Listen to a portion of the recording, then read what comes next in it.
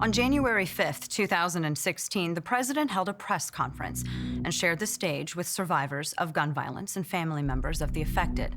The problem is, he's dishonest. He stood in front of the wrong people. He pledges to help those affected by illegally possessed and used firearms, but actions speak louder than words. If the president wanted to stand in front of a group of people so as to claim that he's helping them, he should surround himself with and stand in front of the groups he's really helping: gang members, felons, and repeat offenders. President Obama could dramatically reduce gun violence in this country if he really wanted to. If he wanted to is key here. For a president who claims to want to reduce gun crimes and save lives, he has a funny way of showing it. How do you reduce gun violence by early releasing felons convicted of violent crimes, many of which involved illegally possessed and used guns? Yet that's exactly what Obama did on November 1st, 2015.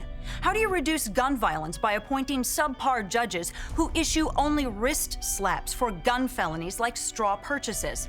That's exactly what Obama-nominated U.S. District Judge Eleanor L. Ross did in the case of murdered police officer Kerry Orozco, killed by a man whose girlfriend illegally bought a gun for him. The girlfriend received a slap on the wrist and 180 days of house arrest. A cop, a new mom, is dead, and this straw purchaser is free.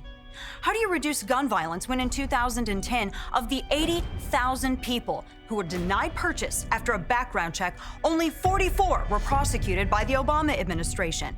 He does influence the Department of Justice, does he not?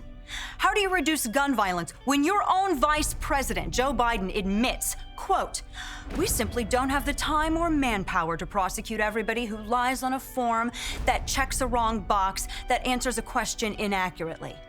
The president always brags about what he can do with just a phone and a pen, but he outright refuses to use his power to clean up Chicago, to stop judges from reducing sentences, to begin actual criminal justice reform. His solution is to restrict the rights of the innocent, the victims of these gang members and repeat offenders. Whose side is he on anyway?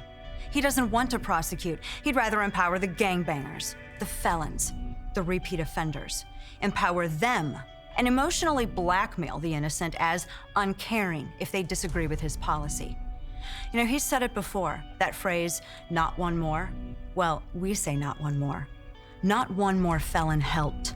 Not one more gangbanger enabled. Not one more prosecution abandoned. And not one more sentence reduced.